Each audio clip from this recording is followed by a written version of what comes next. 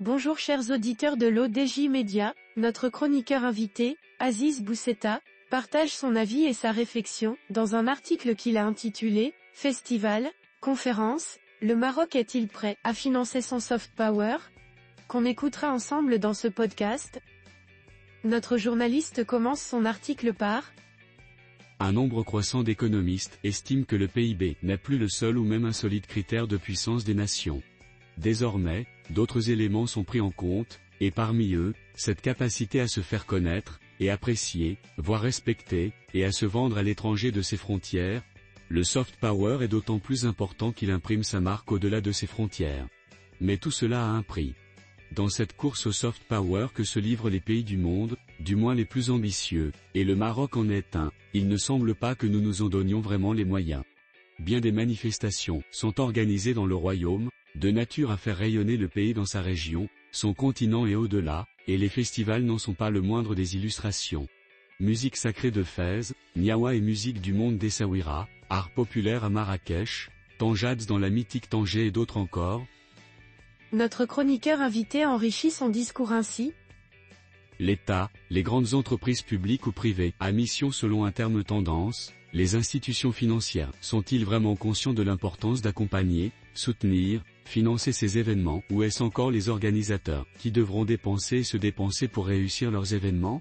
Il en va de même pour les différents programmes et manifestations organisées, concernant notre cause nationale. À titre d'exemple, et depuis que le roi Mohamed VI a prononcé son discours en novembre dernier sur la vision stratégique afro-atlantiste du Maroc, nombre de conférences ont été tenues ou sont en voie de l'être, mais avec toujours le même problème d'argent et de fonds. Cela signifie que la société civile fait sa part de travail, ou du moins essaie, en a la volonté mais pas les moyens. Et pourtant, pour renforcer et consolider le soft power d'un pays comme le Maroc, il ne faut pas trop compter sur le gouvernement. Soit parce qu'il n'a pas cette fibre de reconnaître le dynamisme de sa société et donc considère ses actions comme secondaires, soit que le ministère des Affaires étrangères, concernant l'affaire du Sahara, estime que la question relève de sa chasse gardée, étant donné la complexité de cette affaire, ses ramifications, les différentes susceptibilités et autres finesses diplomatiques qu'elle requiert. D'autres rencontres, un peu moins marocaines, se sont tenues au Maroc, voici quelques années, et auraient reçu des financements. Pourquoi se montrer parcimonieux avec les nationaux? Le roi Mohamed VI avait voici quelques années donné ses instructions pour créer un fonds d'aide et de soutien pour les festivals, mais il ne semble pas qu'il y ait eu depuis des mécanismes mis en place et soigneusement rodés pour garantir la pérennité et la qualité de ces manifestations culturelles ou géopolitiques.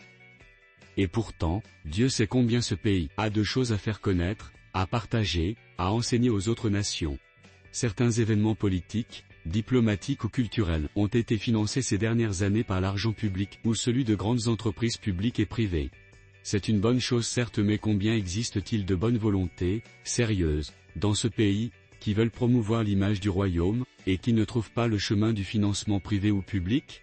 Il ne sert à rien de définir des stratégies dépassant le cadre des frontières nationales, de nous en enorgueillir, de nous en autocongratuler bruyamment, si personne ou presque ne le sait à l'étranger.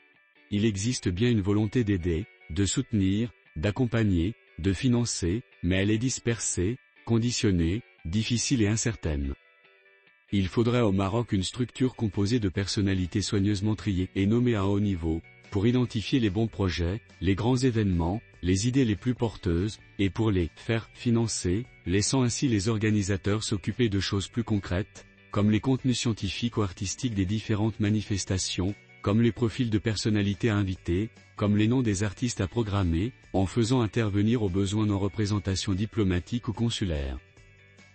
L'auteur conclut son article en ces mots. Mais il n'y a pas que les événements organisés sur le sol national, une culture, une posture politique ou géopolitique, une vision, une histoire se projette aussi à l'extérieur des frontières, mais combien de telles manifestations sont-elles programmées par les nôtres dans les pays du monde? Peu.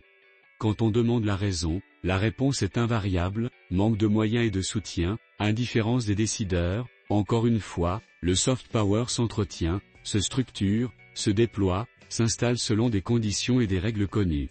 Il appartient au Maroc, gouvernement ou autre, de prendre une décision dans ce sens, puis de s'assurer qu'elle est réellement mise en place.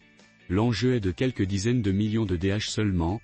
Cela ne devrait pas gêner ou ruiner le Maroc, qui y gagnerait en revanche beaucoup. Il suffit juste de vouloir. Rédigé par Aziz Boussetta. C'est tout pour aujourd'hui sur R212. On se dit au prochain podcast de nos chroniqueurs invités, restez à l'écoute pour plus d'actualités. Et merci de nous avoir écoutés, à très bientôt.